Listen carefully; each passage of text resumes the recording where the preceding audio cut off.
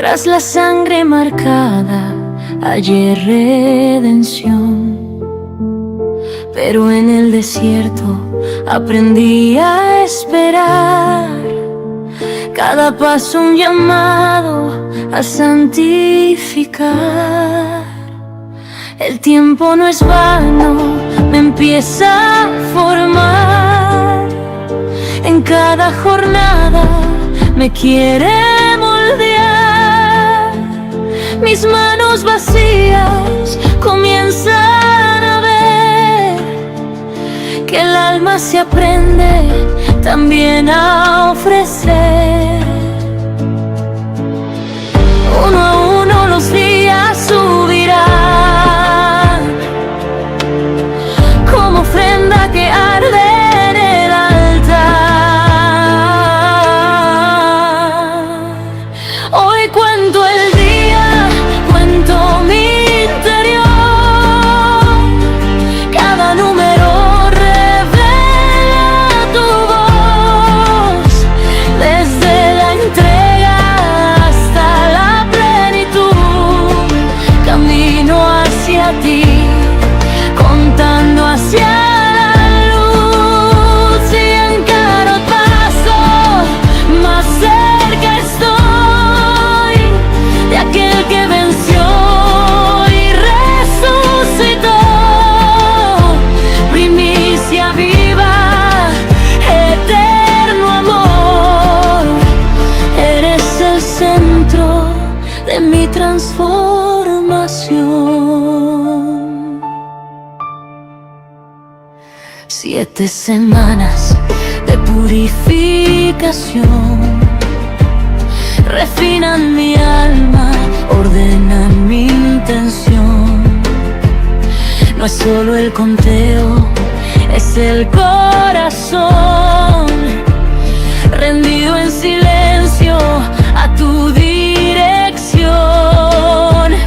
Tu voz en el monte resuena otra vez, no solo en piedra, ahora en mi ser. La ley que esperaba escrita quedó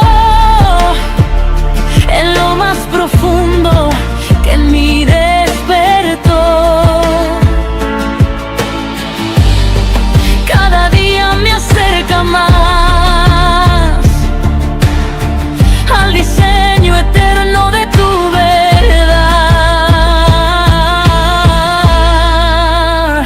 Hoy cuento el día, cuento mi interior. Cada número revela tu voz.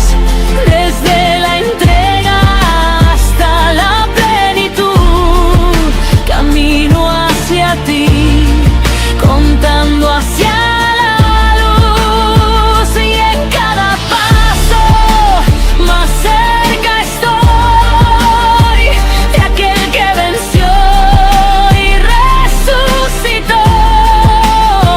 Primicia viva, eterno amor, eres el centro de mi transformación.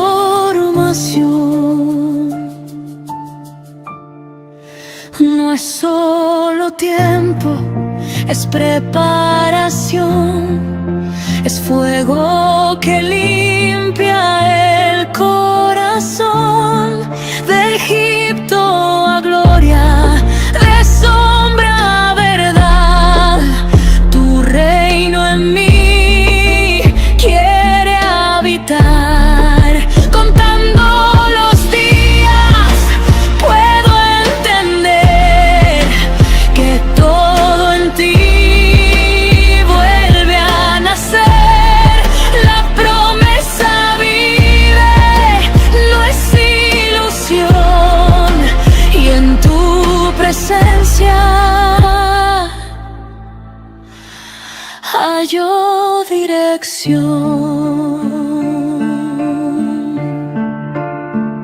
Hoy cuento el día, cuento mi interior. Cada número revela tu voz. Desde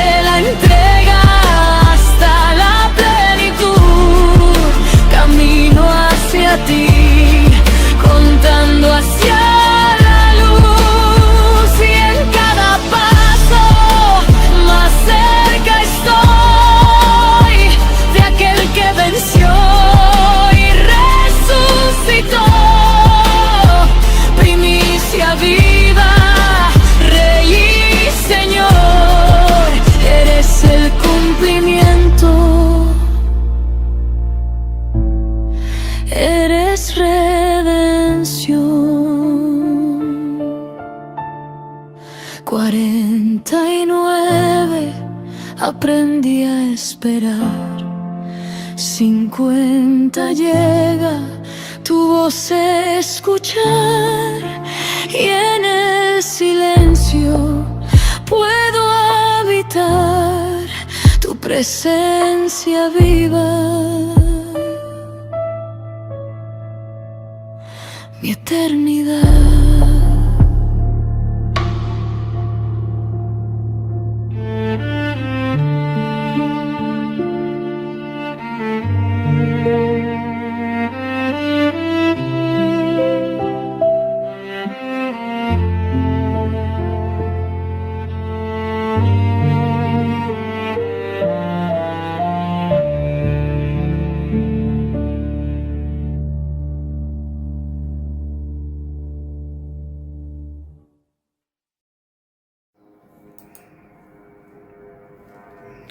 Shalom, amada familia.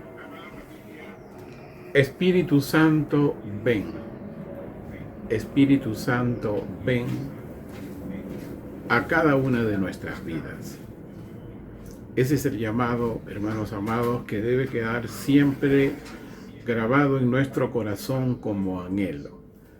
Shalom a usted también ahí, para cada uno de ustedes, amigos amados. Hoy nuestro Padre Celestial nos va a bendecir. Bien. El tema de hoy es la segunda parte de la fiesta de Pentecostés Shavuot. Es la parte 2 de la cuenta del Homer. Y hay una pregunta. ¿Estamos preparados? El jueves 21 de mayo inició esta festividad y terminó el día de ayer, sábado 23 de mayo. El Pentecostés Shavuot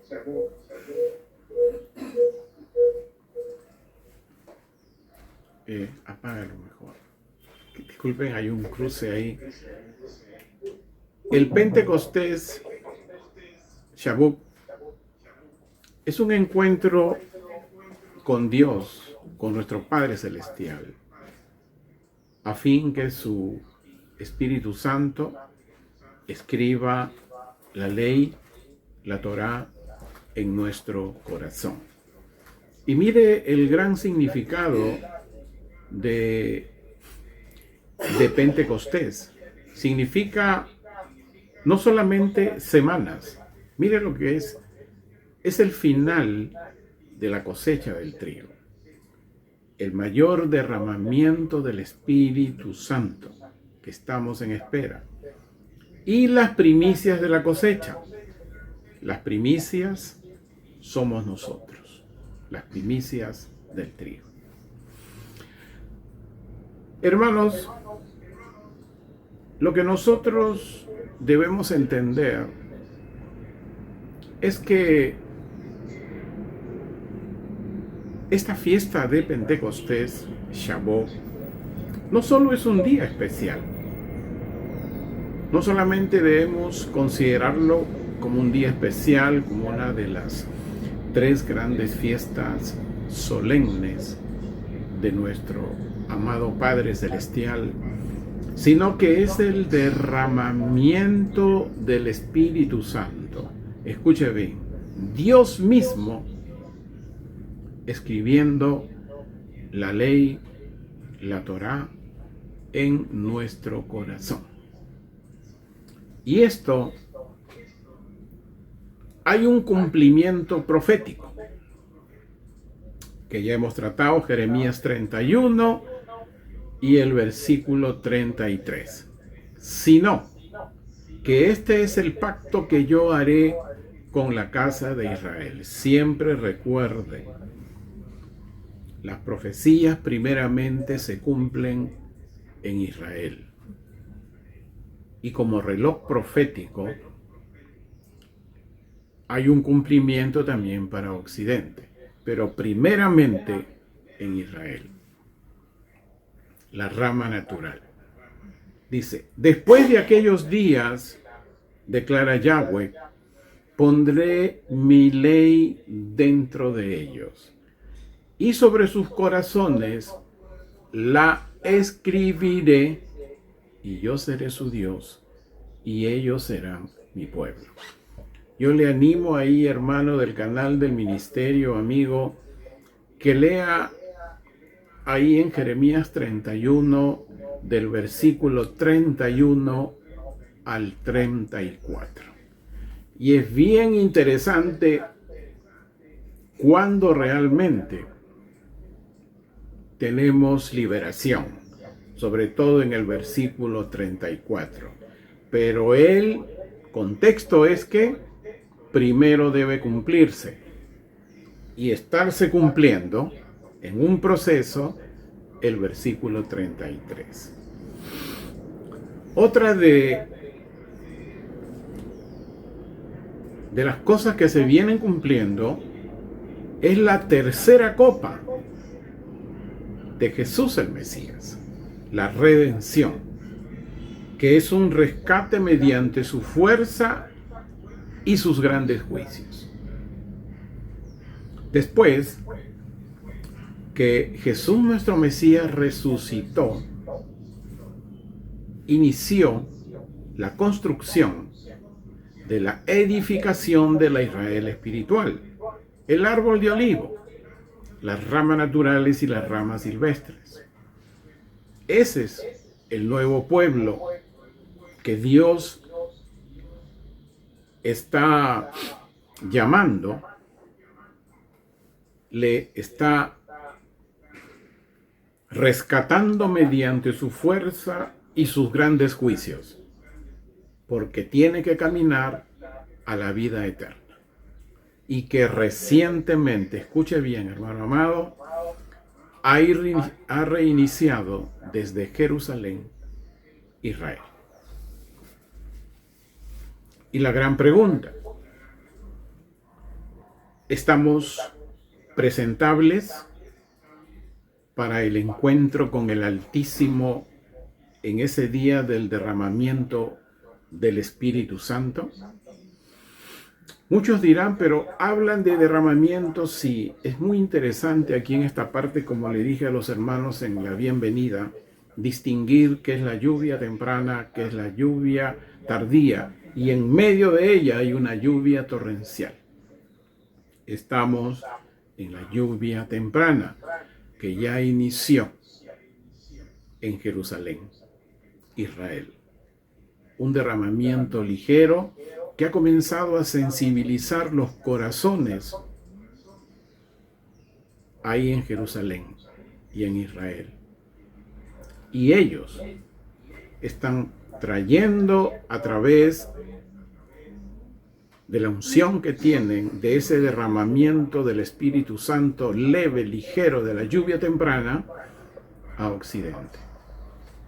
El gran tema es, ¿estamos presentables a ese cambio, a ese encuentro con el Altísimo? Tenemos, como hemos estado enseñando hace ya 2 domingos anteriores, que tenemos un camino ascendente de Pascua a Pentecostés. Hay un camino de 49 días, de 7 semanas. Hay un caminar paso a paso, y ese caminar se llama el camino del Omer. Es nuestro caminar redentivo. Es haber entendido la tercera copa de la redención de Jesús nuestro Mesías. Es el camino del Omer.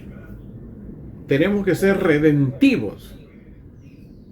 Y ese camino nos lleva cada vez más a ser parte, nosotros los gentiles, como la rama silvestre de la Israel espiritual.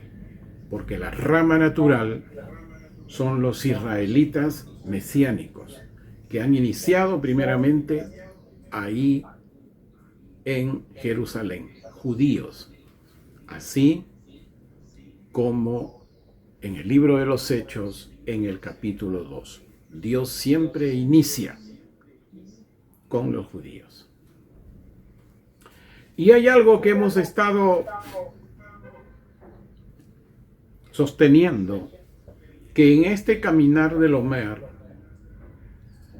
debemos aprender algo, a estar quietos y a continuar la marcha. Porque recuerde que en esta redención, Dios nos rescata con su fuerza y sus grandes juicios. No tenemos que, ya hemos dicho lo que significa estar quieto. No debemos tener temor, no debemos estar peleando, no debemos estar haciendo o echando fuera de repente quien no está. Sino, si estamos en este caminar del Omer, entonces Dios es el que nos rescata. Él pone su mano y nos rescata con su fuerza y sus grandes juicios, así como ocurrió en el tiempo de Moisés. Es cierto, muchos hijos de Israel estuvieron en el desierto, pero no todos pasaron a la tierra prometida. Muchos no entendieron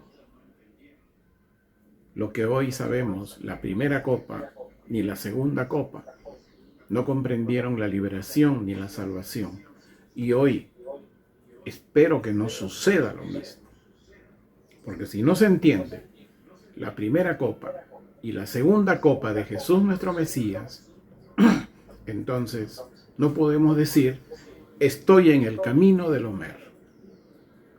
Dios es un Dios de protocolos. Es así que en la primera parte de este domingo pasado enseñamos que el reino de Dios tiene protocolos y dijimos que los primeros 4 mandamientos es la columna vertebral del reino de Dios. Son mandamientos de honra, de lealtad y cumplimiento a Dios. Y el cuarto, que aquí pueden surgirte comentarios, actitudes y acciones de alguien que no lo hace. Pero el cuarto mandamiento que nos da Dios se dice, recordad el día de reposo. ¿Por qué? Porque en Éxodo 31:3 dice que es una señal, es la señal del pacto que Dios tiene con su pueblo. Si alguien no ha determinado el sábado como el día de reposo, no tiene la señal del pacto en su corazón ni en su vida. Sí, así como suena. Pero pueden surgir preguntas. Sí, pero hay un pasaje por ahí que los fariseos, está bien claro ahí, le dijeron a Jesús, y esto está ahí, tome nota, Mateo 12, versículo del 1 al 8. En este pasaje, Jesús estaba en el día de reposo con sus discípulos. Y sus discípulos comenzaron a arrancar algunas ramas porque tenían hambre. Tenían hambre. Entonces,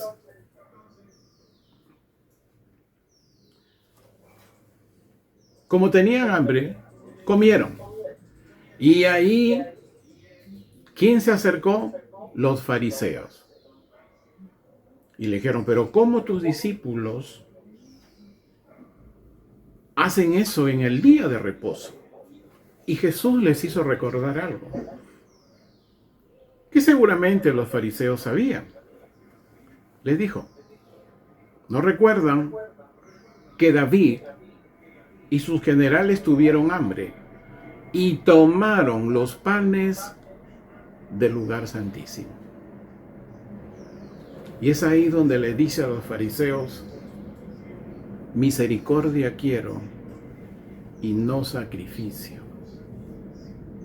Cuando tú te encuentres con un tipo fariseo: ¿pero por qué haces día de reposo? Eso está en la ley. Ya vamos a ver que eso es robarle la mente a alguien. ¿Por qué haces reposo? Porque es una señal del pacto de Dios con su pueblo. Y el día de reposo, hermanos amados, no surge con Israel. Eso viene desde Génesis. Recuerden, cuando Dios creó, durante 6 días trabajó, y ¿qué dijo el séptimo? Descansó. Eso no viene de Israel, es un principio eterno. Ahora, quiero leerte algo que encontré ayer muy temprano.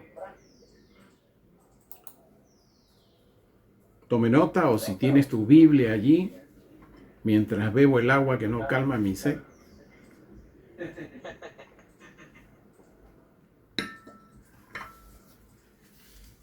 Dice, Segunda de Corintios, busque Segunda de Corintios, y vamos a leer 3 versículos del capítulo 6. El apóstol Pablo sabía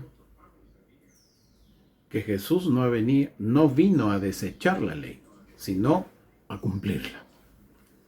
Y aquí habla justamente cuando el Pentecostés, cuando el derramamiento de la lluvia temprana primero viene a la vida de una rama natural, primero, y de una rama silvestre, después. ¿Qué nos hizo dignos para ser ministros del nuevo pacto? No según la letra, sino según el Espíritu, porque la letra mata, pero el Espíritu vivifica. ¿Qué estaban haciendo los fariseos al comentarle a los discípulos de Jesús? Legalistas, gente que sacrificaba aún, que mataban corderos, cuando el cordero tenían a su lado. El legalismo mata, pero el Espíritu vivifica porque te permite entender que Dios es misericordioso. ¿Y cuándo? Como le dije a mis hermanos el domingo pasado, si un sábado, que ya hemos declarado que es día de reposo, conocemos cómo es el sistema de hoy, mercantilista y confuso. Entonces algunos a veces tienen que trabajar el sábado. Nadie le puede decir, ¿por qué trabajas el sábado? El Señor del día de reposo, que es Jesús el Mesías, nos dice, misericordia quiero y no sacrificio. Así que come tu ramita y trabaja ese día si te ves comprometido. Porque Dios no va a hacer que tengas una falta en tu trabajo. Pero sí tienes que decirle al Padre Celestial el por qué. Segunda de Corintios, capítulo 3, versículo 7. Porque si el ministerio de la muerte fue grabado con letras en piedras, y fue con tal gloria que los hijos de Israel no pudieron fijar la vista en el rostro de Moisés a causa de la gloria de su rostro, la cual era temporal. ¿Cómo pues no será todavía con mayor gloria el ministerio del Espíritu? El derramamiento del Espíritu Santo en nuestro corazón, Dios mismo escribiendo en nuestro corazón la ley y la Torá. Esa es la señal de un creyente que está en el nuevo pacto. Jeremías 31. Hermano amado,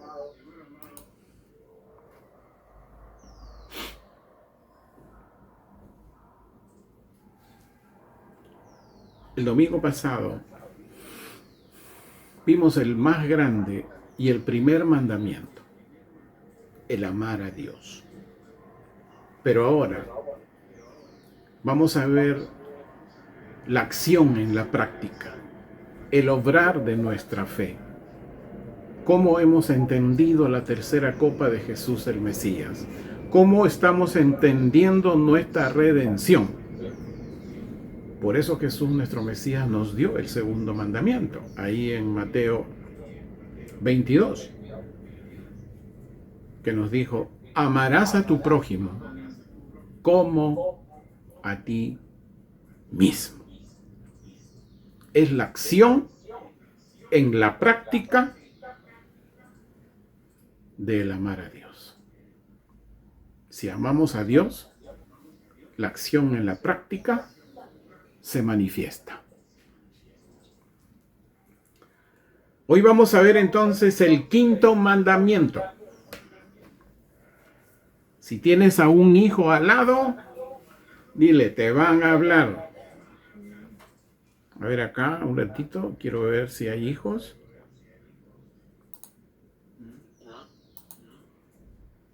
Aleluya, aleluya, aleluya.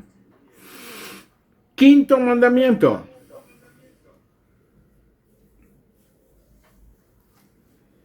Honra a tu padre y a tu madre para que sean prolongados tus días en la tierra. ¡Wow! Y esto está en Éxodo 20:12. Honra a tu padre y a tu madre para que sean prolongados tus días en la tierra que Yahweh tu Dios te da. Hoy vamos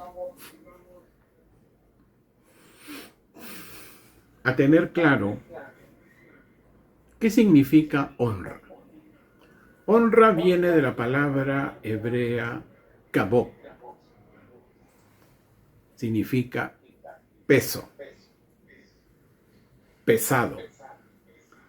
Quiere decir que los padres, para un hijo o hijos, los padres deben tener un valor mucho más pesado que el oro. Eso es lo que entiende el judío. Más pesado que el oro. Si tú tienes algún artículo de oro, ¿a quién cuida más? ¿A tu joya o a tus padres?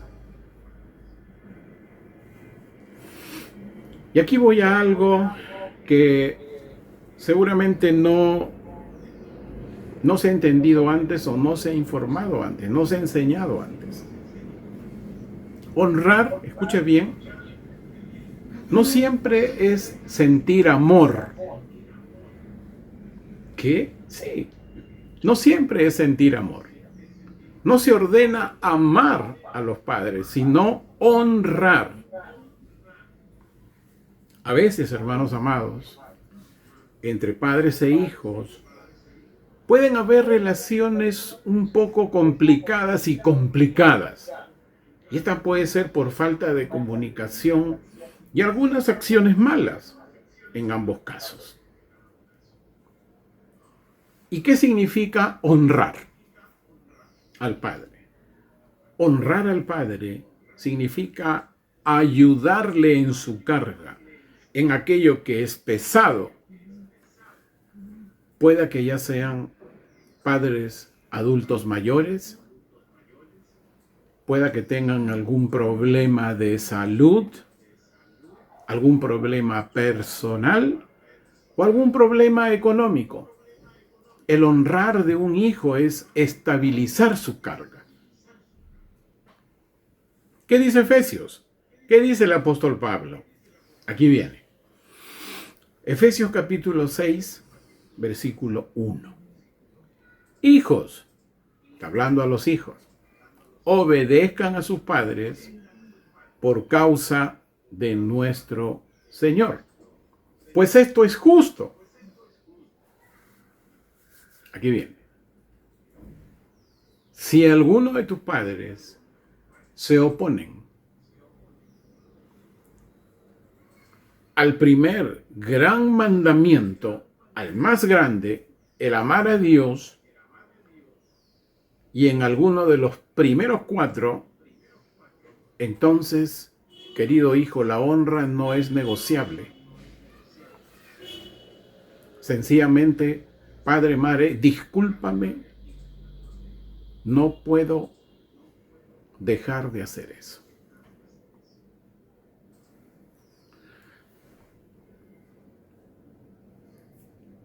Y mira, un hijo, y esto es otra llave que vamos a comenzar a conocer. Cuando un hijo honra a sus padres, ese hijo se evita el estrés de la culpa, se evita el estrés de las cargas generacionales, viven en paz y tienen larga vida en la tierra. Cuando tú ves a un hijo feliz, alegre, sin estrés, su honra es más grande que el oro pesado.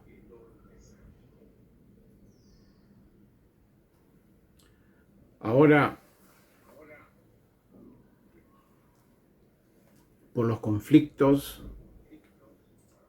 por lo que le comentaba hace un rato, honrar no siempre es sentir amor.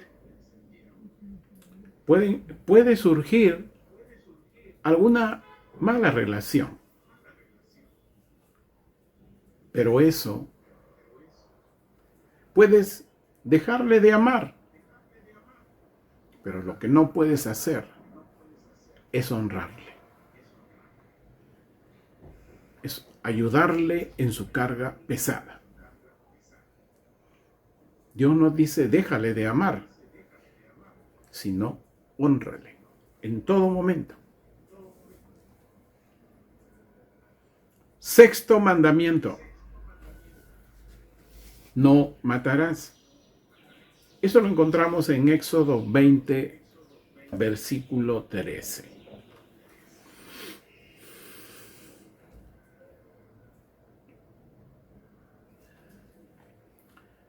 Esta palabra matar, matarás, viene del hebreo raksach. Pero miren lo que significa: asesinato intencional. ¿Qué quiere decir un asesinato? Es cuando se quita la vida injustamente a alguien y con premeditación. O sea, hace un plan o ejecuta un plan. Sin embargo, en el hebreo también existe una ley que autoriza el matar. Y este viene del hebreo mut, M-U-T, que es la pena capital para un asesino. Es la defensa propia cuando un ladrón ingresa a casa, o cuando la guerra es justa para defender al inocente o al indefenso. Dios, nuestro Padre, no dijo, no matarás en absoluto. ¿Por qué? Porque se contradeciría. Porque en Levíticos 20:10, cuando hay adulterio, dice, se les dará muerte irremisiblemente, tanto al adúltero como a la adúltera. Y yo me ponía a pensar, Dios mío, si hoy estuviera vigente eso en el mundo, santo Dios, seríamos la mitad de habitantes, la cuarta parte, no sé. O esa muerte justa, cuando Dios envía a Josué a conquistar la tierra de Canaán. En lo espiritual, esta palabra no matarás debemos entenderlo en tres frentes: una cabeza, caer de lado y división. Eso es lo que entiende el judío en esta palabra raksach, no matarás. Y está claro, porque se puede hacer caer a una persona, dividirlo, se pueden dividir familias, se pueden causar caos. Y escuche bien ahora, cualquiera que se enojare contra su hermano es culpable. Sí, pero ¿dónde dice eso? Jesús nuestro Mesías. Busque su Biblia, hermano amado, le voy a dar porque es bien relevante que lea este versículos. Mateo 5, dos versículos, el 21 y el 22. Y de repente usted está pensando, yo pensaba usted pensaba. Pero acuérdese que los pensamientos de Dios no son como los de nosotros. ¿Sí? Mateo 5, versículos 21 y 22. Oíste que fue dicho a los antiguos: no matarás. Mas cualquiera que matare será culpado del juicio. Eso estaba en la ley. Pero miren lo que dice Jesús nuestro Mesías, el que cumple la ley. 22. Mas yo os digo que cualquiera que se enojare locamente, o sea, está con locura esa persona, con su hermano. Ahora, cuando dice hermano, puede ser hermano en el hogar o hermano en la congregación, o alguna persona fuera de estos dos lugares, que dice que cualquiera que se enojare locamente, o sea, es alguien que está con locura, con su hermano, será culpado del juicio. Y acá viene algo bien terrible. Y cualquiera que dijere a su hermano raca, ¿saben qué significa raca en el hebreo? Alguien despreciable. Dice, será culpado de consejo. Y cualquiera que dijere fatu, o sea, alguien que se burla, será culpado del infierno del fuego. Así que, hermano, mucha prudencia en la lengua. Por eso nuestro caminar del Omer, cuando hablábamos de no declarar en vano el nombre de Dios, debemos perfilar nuestra lengua, ¿no? Pero ahora, en el camino de una persona pueden existir heridas invisibles. Cuando escucha maltratos, cuando escucha pleitos, o cuando hay malos testimonios. Esto afecta su autoestima y la forma en que se va a relacionar con los demás lo afecta. Aquí no hay sangre para decir está asesinándolo, pero Jesús nuestro Mesías equipara y dice a través del evangelista Juan, apóstol Juan, primera de Juan, tome nota, hermano amado, esto nos tiene que sacudir. Primera de Juan, capítulo 3, versículo 15. ¿Qué dice? Escucha. Porque todo el que odia a su hermano es homicida, es un asesino. Y dice, y ustedes saben que la vida eterna no puede permanecer en ningún homicida. Hermano amado, el odio crece y es la semilla del asesinato espiritual. El odio gobierna el corazón y la lengua. Y es un homicida, es un asesino. Incumple el mandamiento: no matarás. El sexto mandamiento.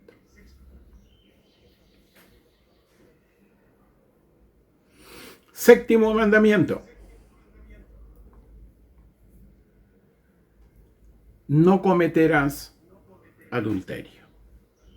Esto está en Éxodo 20, versículo 14. ¿Qué dice? No cometerás adulterio.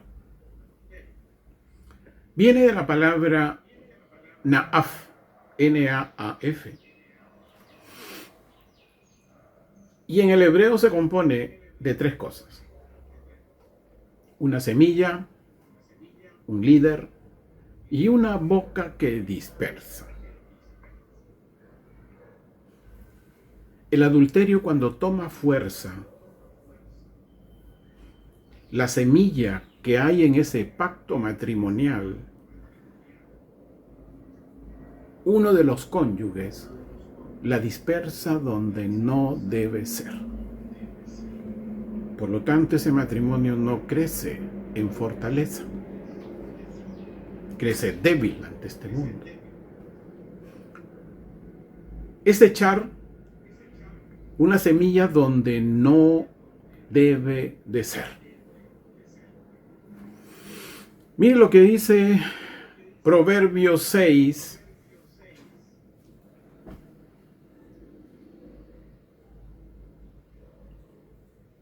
ayer me hacía una pregunta.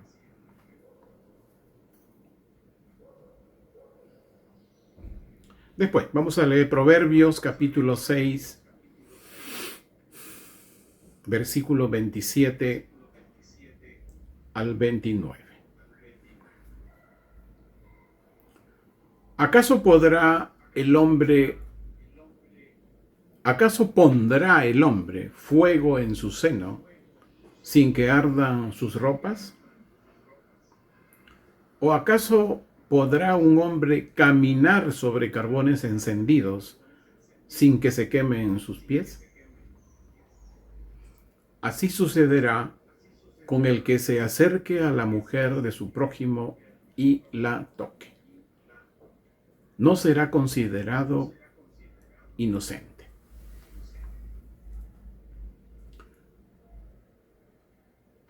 Hermano amado, el adulterio no solamente es una falta física, porque se puede pensar, no, es físico, no le he tocado. Pero mire lo que dice Jesús, nuestro Mesías. Mateo 5, 27 y 28. Han escuchado que se dijo: no cometerás adulterio. Ahí está anunciando Éxodo 20. Pero Jesús dice: pero yo les digo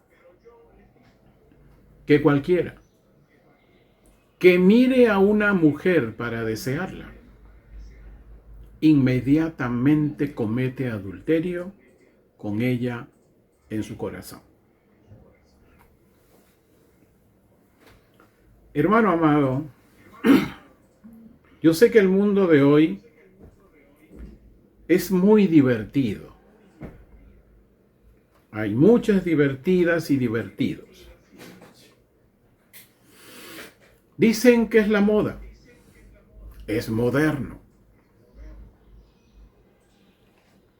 Cuando se desea a otra persona que no es su cónyuge, está abriendo la puerta emocional. Es decir, está haciendo lo que dice Jesús, nuestro Mesías. Está deseando. y paulatinamente va a ir cometiendo adulterio en su corazón.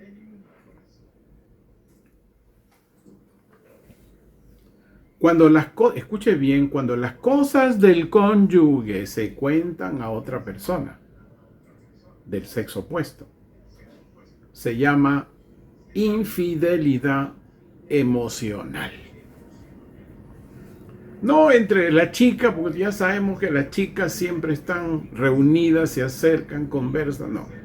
Estoy hablando a solas y sexos opuestos. Esta infidelidad emocional, hermano amado, es la antesala al adulterio físico. ¿Y por qué es grave? Porque el matrimonio es la sombra terrenal del pacto entre el Mesías y su congregación. Porque recuerde que ese pueblo que está caminando en el Omer hacia el derramamiento del Espíritu Santo,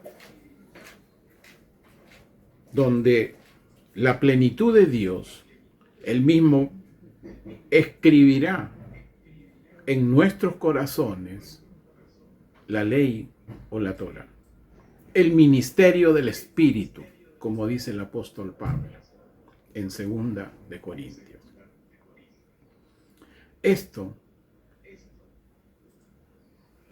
Esta sombra terrenal,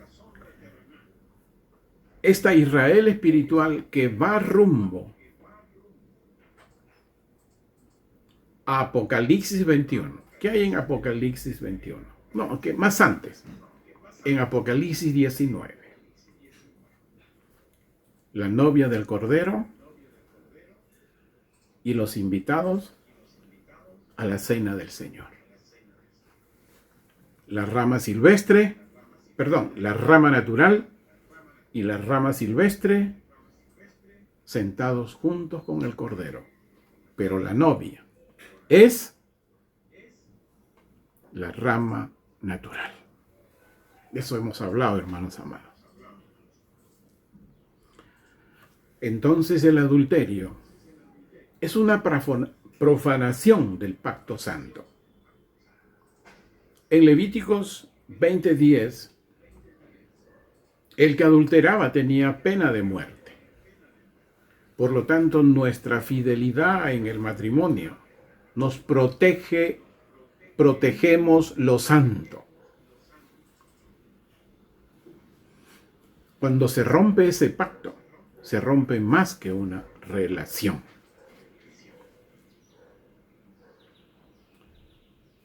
Nosotros sabemos ese pasaje de Jesús nuestro Mesías con María Magdalena. Está en Juan 8, versículos 10 y 11. Cuando a ella, habiéndola visto en pleno adulterio, la siguieron y los fariseos comenzaron a perseguirle, apedreándola, porque así decía la ley. Tenían que matarla. Pero ahí estaba Jesús el Mesías para iniciar el ministerio del Espíritu, porque en Él estaba el Espíritu Santo. Solo en Él primeramente. Entonces, ¿qué dijo Él? Jesús se enderezó y dijo a la mujer: ¿dónde están ellos? Nadie te condenó. Ella contestó: nadie, Señor. Entonces Jesús le dijo: yo tampoco te condeno. Vete y de ahora en adelante no peques más. Hermano amado, quien comete adulterio tiene restauración. Hay restauración cuando hay arrepentimiento, pero se requiere una cosa: un corazón quebrantado, sincero de salir. No se puede decir, hermano amado, sigo en pecado, pero clamo la gracia de Dios. Lo dice el apóstol Pablo. Romanos capítulo 6, versículo 1 y 2. ¿Qué pues diremos? ¿Permaneceremos en el pecado para que abunde la gracia? De ninguna manera, porque los que hemos muerto al pecado, ¿cómo viviremos todavía en él?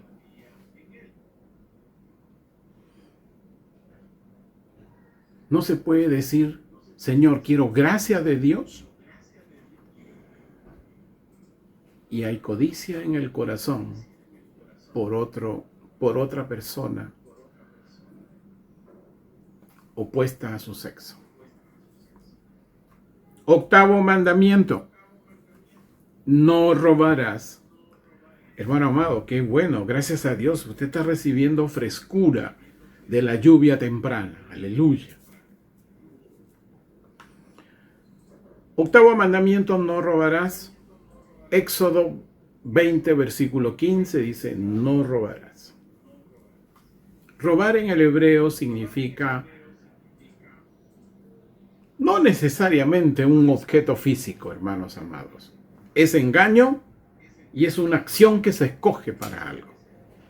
¿Sabe lo que significa no robarás? Porque cuando tú escuchas o alguien enseña sin saber el entendimiento, cómo lo entiende el hebreo, puede pensar que es algo físico. No. ¿Saben lo que significa en el hebreo? Robar la mente de alguien. Su mente, cómo piensa, cómo decide. Y en lo espiritual, la mente de un creyente, sí, de un creyente, de un cristiano, se roba cuando se tuerce la palabra de Dios. Usa la palabra, pero la tuerce. Y así manipula. Y los guía a caminos equivocados y a confusión. Como decir hoy, por ejemplo, que la iglesia es la novia, cuando no lo es. Ya usted ha sido enseñado eso el año 2022. Hasta el 2023 también. Esta torcedura de la palabra de Dios y de manipulación, ¿sabe usted dónde comenzó? Se los enseñé el año 2024. Sí. Empezó en el Edén. Cuando la serpiente manipuló a Eva. Escuche bien. La caída de un creyente y de un cristiano inició cuando se tuerce la verdad. No, la ley es del antiguo pacto. No diezmes porque es del antiguo pacto. Eso es para Israel. Nosotros somos la Israel espiritual. La iglesia evangélica de Occidente. Así dicen. ¿Cómo fue el plan de la serpiente para la caída del hombre? Aquí tomé unas notas. Cuando Dios le da el mandamiento a Adán, mire lo que dice. Génesis, Dios, por lo tanto, el mensaje perfecto. Génesis capítulo 2, versículos 16 y 17. Estoy siendo pausado para que usted tome nota, o si está en su Biblia, se dé su tiempito.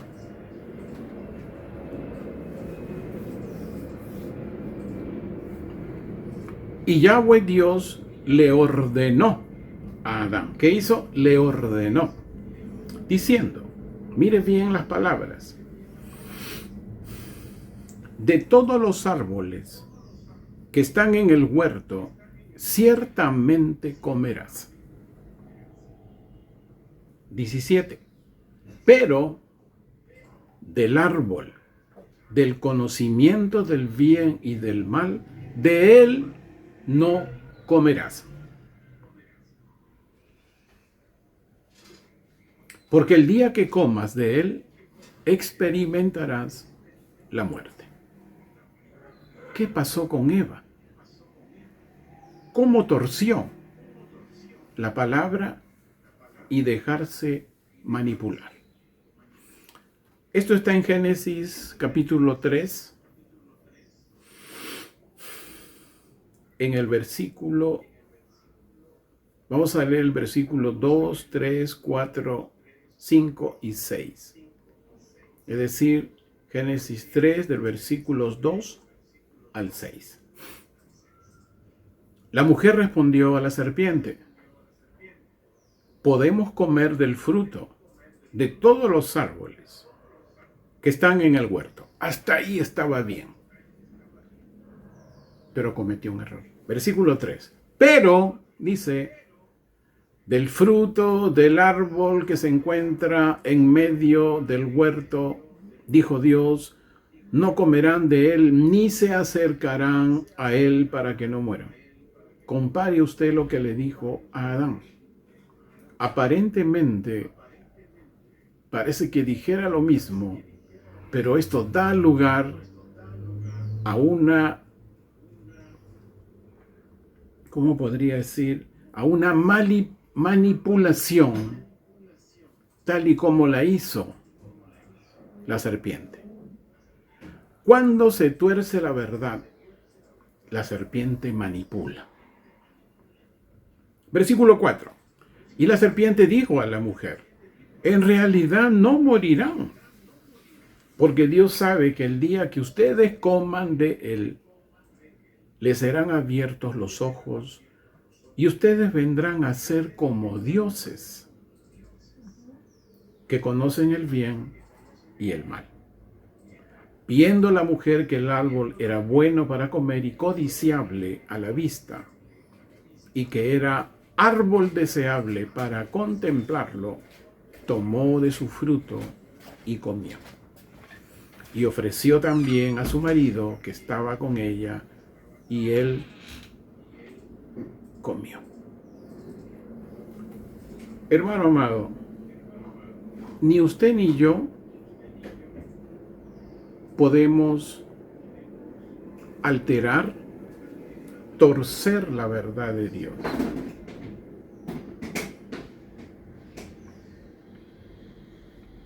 Torcer la verdad de Dios, torcer su palabra, es una media verdad.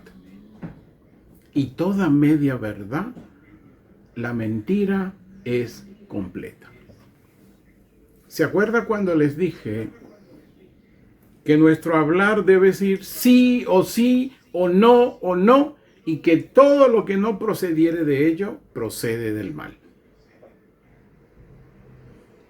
Por lo tanto, en nuestra enseñanza, en lo que entendemos en las Escrituras y en el Evangelio, a esto tenemos que decirle sí, o a lo que dicen otros no. Si hay un término medio, es que del corazón nace una duda, y toda duda es una mentira. Nace la mentira.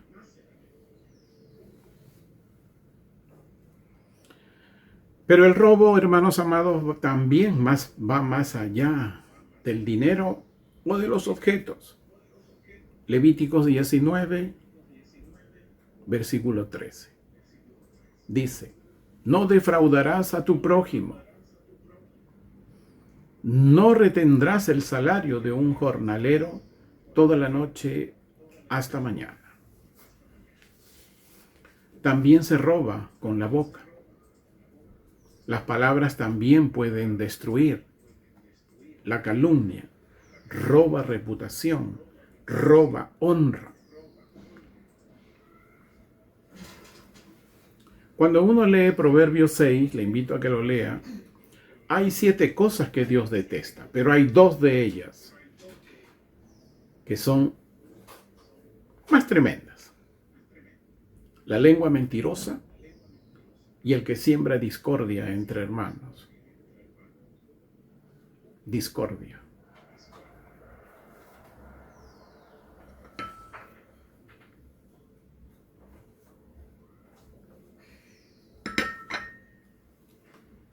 Finalmente,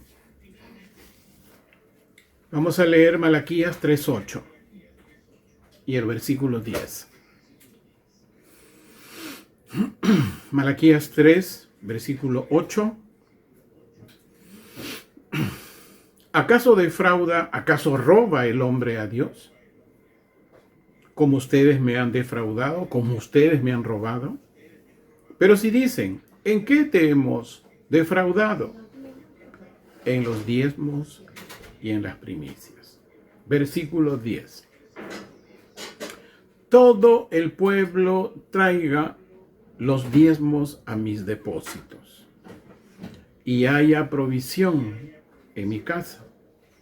Pruébenme en esto, declara Yahweh de los ejércitos, y abriré para ustedes las ventanas del cielo y derramaré sobre ustedes bendiciones hasta que digan, es más que suficiente. Hermano amado, ahí también, sobre todo en el canal del ministerio, cuando se retiene el diezmo, cuando se retiene la primicia, es porque desconfía del Dios Jireh, del Dios proveedor. Y no es que Dios necesite dinero. ¿Qué pasa cuando se retiene, cuando se roba el diezmo y la primicia? Tú mismo te robas la oportunidad de que Dios derrame sus bendiciones sobre ti.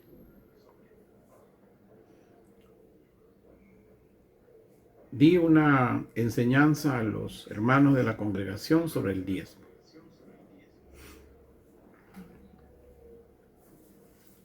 Hermanos amados, el diezmo es un principio eterno, así como el día de reposo. No nace con los hijos de Israel. En Génesis 14, Abraham fue al sacerdote Melquisedec y le dio el diezmo. Hermanos amados, hay principios, mandamientos eternos, como hay mandamientos de la ley, que el apóstol Pablo dice es ministerio de muerte porque Israel no los pudo cumplir en su mayoría. Pero el ministerio del Espíritu, es decir, la ley, entendida en el poder del Espíritu, como estamos viendo, lo que hace Jesús nuestro Mesías. Dice la ley, pero yo digo, o sea, dice lo que está en la piedra, pero esto es lo que debe estar en el corazón. ¿Va entendiendo?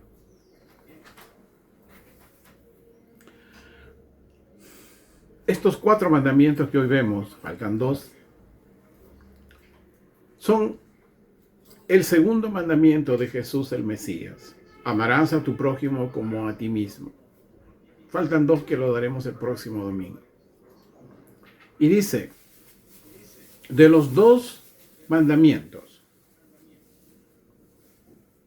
del primer y más grande mandamiento, amarás a Dios, y el segundo, amarás a tu prójimo como a ti mismo, depende de cómo usted y de cómo yo entendemos la ley y los profetas. Amarás a tu prójimo como a ti mismo. Es amar a Dios pero en la acción. En acción, o sea, en cómo se ve y me ven. Es el obrar de la fe. Es la tercera copa de Jesús, nuestro Mesías. La copa de la redención. Donde he aprendido a estar quieto, yo continúo la marcha.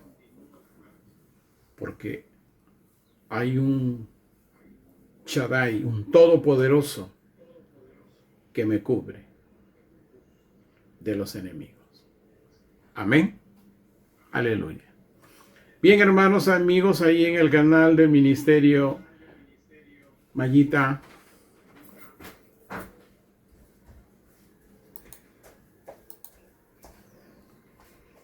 Que Dios me los bendiga